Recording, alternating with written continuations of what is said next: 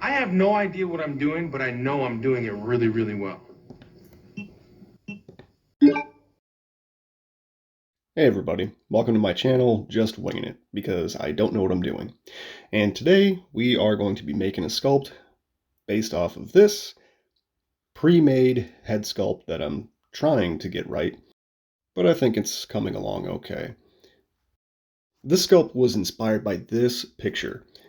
So I don't remember exactly who posted it, but I saw it on Instagram and I was like, damn, that might make a pretty cool sculpt if I could actually pull it off. So I did a little bit of research and tried to figure out who created the sketch originally and if it was okay if I use this as a basis jumping off point to make the sculpture.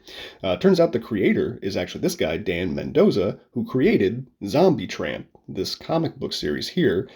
But then I actually found that the person who created this artwork goes by the name of Ickpod on Instagram. Here's some of his works here, which is some pretty amazing stuff. So go check him out and give him a follow. All right, so now we're going to get into this here. You're first going to need some decent armature wire, your tin foil, and then wrap that all around the armature wire. And there you go. Yeah, I guess that looks about right.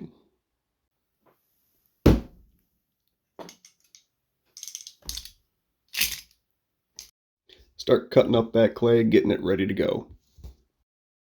The best thing to use in this instance is liquid Sculpey, or I guess Bacon Bond.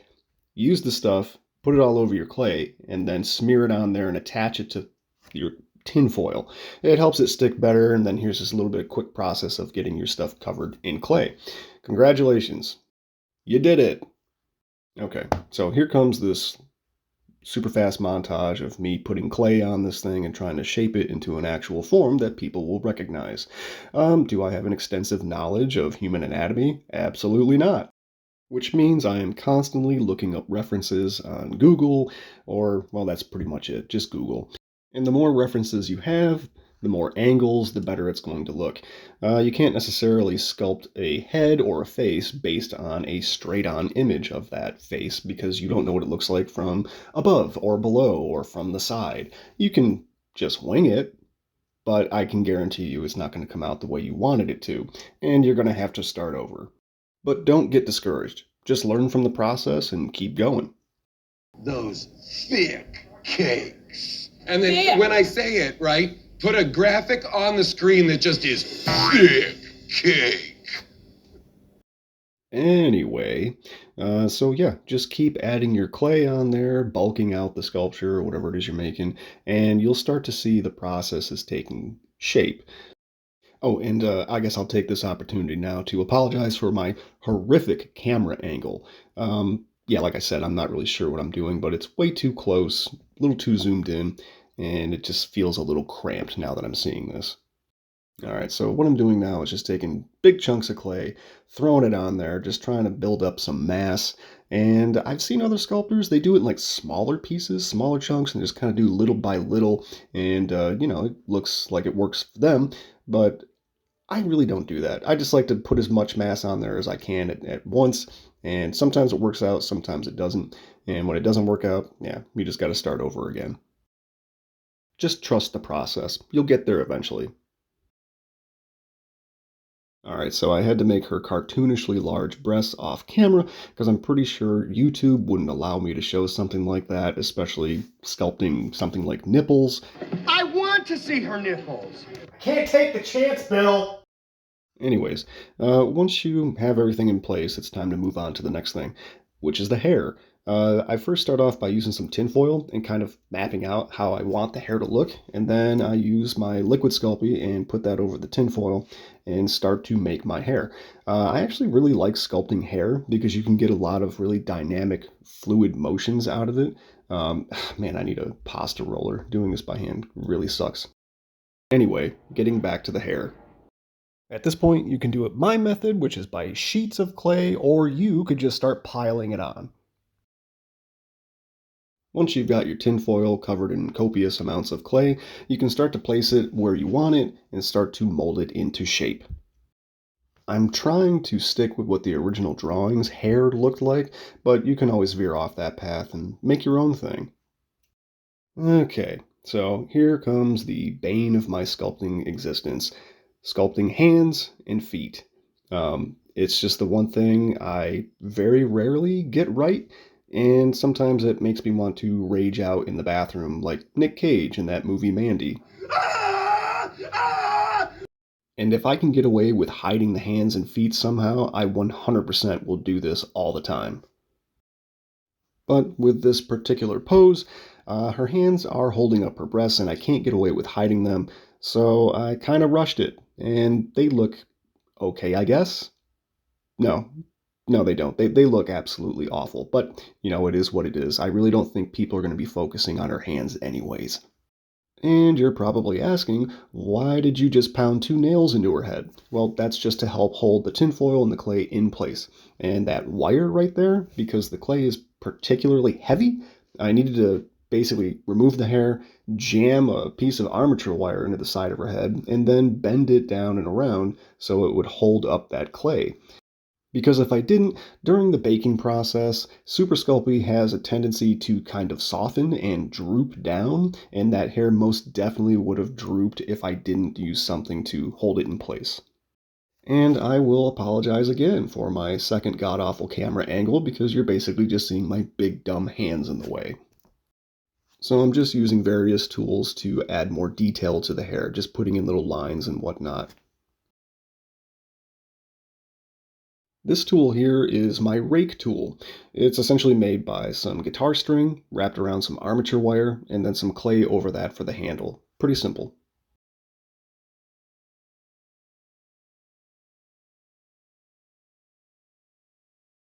The rake tool is going to help you soften and blend in certain areas of the clay that are a little rough, make it smoother overall. I've asked a good handful of sculptors what they think their most important tool is, and they almost always say it's their rake tool. So if you don't have one, you should probably get one. Or make one. Sometimes raking your entire clay project can be pretty tedious at times, but it's so worth it in the end when you have a nice, smooth, finished product. Besides, you don't want to leave a whole bunch of blemishes on your final piece. Remember to add more clay to the hair and things like that to give it more volume. You don't want it just one flat sheet and call it good. It just won't look right.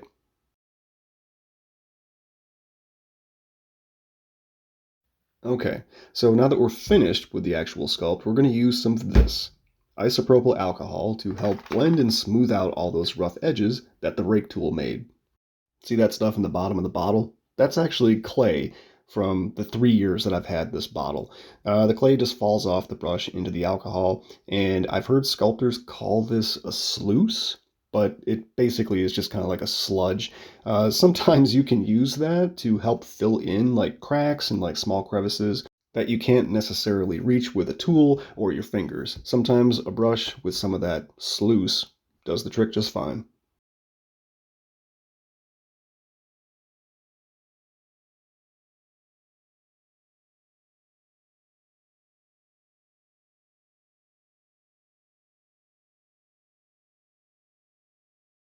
I didn't need to show this. Sorry, that's enough of that. Alright, just keep using your alcohol and smoothing things out.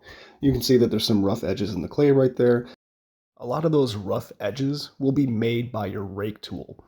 So the alcohol will help get rid of those. And fingerprints. There's always one left over. And you can make them disappear with this one simple trick. Thick cakes. Okay, so she's pretty much finished up at this point, all smoothed out, and now it's time to throw her in the oven to bake and cure. And please excuse my janky little turntable. It's not the best, but it's all I got. And here she is out of the oven and cooled down. Looking pretty good, I think.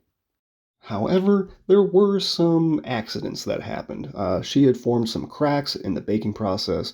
One was right here, but I used some epoxy sculpt to fix that issue. Why did the cracks happen? Not sure. It can be multiple reasons. Maybe there were air pockets that I missed, or I didn't condition or squish around the clay enough before I applied it, but these things happen from time to time. Okay, so now we're on to the other process I hate, painting. Fortunately, we're just using some simple black, some cadmium red, and I think I just have some gray laying around, so we'll use that for some highlights in her hair. So there are going to be some very small areas that I have to get into in order to paint, and it can be really difficult for me to see this. So I need my peepers. These are some magnifying glasses that I found on Amazon. I think they're only like 15 bucks. It's got a little LED light. They're amazing. I love these things. All right, so enjoy my super sped up painting process. I guess I could put some music in here or something because I'm sure you're probably sick of listening to me talk.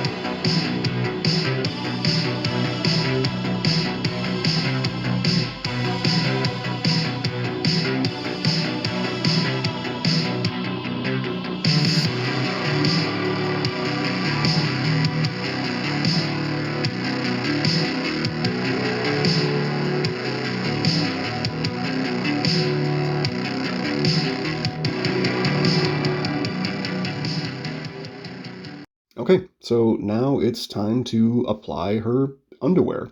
It's essentially just like this leather string, and I super glued it in place with Gorilla Glue. That stuff is pretty awesome. It bonds instantly, so don't get it on your fingers because it's a real pain to get off. Okay, and now I'm going to make the front piece of her underwear. It's just basically this black crushed velvet fabric that I had laying around from a project I did years ago, and just cut out a little triangle, and that was pretty much it. Just super glued it into place. Okay, and then that's this project all finished up, calling it done. Now it's time for her close-up.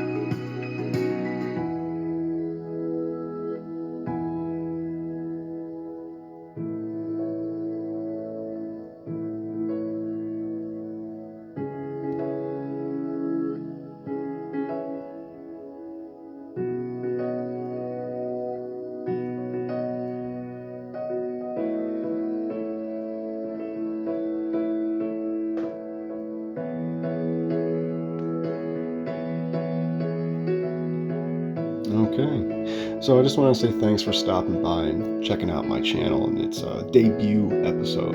So I don't know, maybe in the future there'll be more stuff. Alright, keep winging it.